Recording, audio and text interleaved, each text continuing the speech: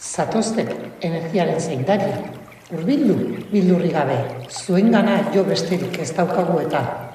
Begire ezazue gure ingurua, Nafarroako mendiak eta zelaiak itzali egin dira.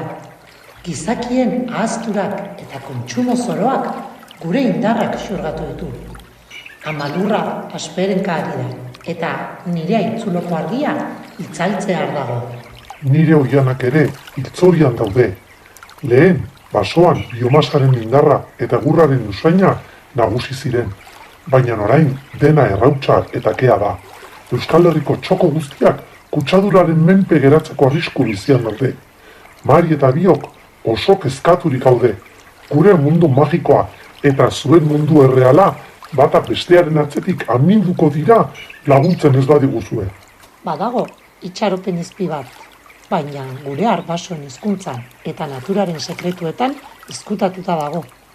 Gordailu sakratu bat iriki behar dugu, Nafarroa berriz ere argiztatzeko.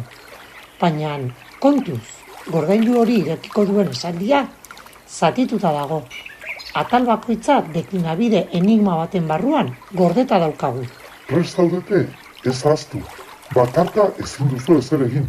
Zuen lankidetzari eta teknologia berria esker bakarrik lortuko duzue pieza bakoitza arbel kolaboratiboan elkartzea eta esaldi nagusia osatzea.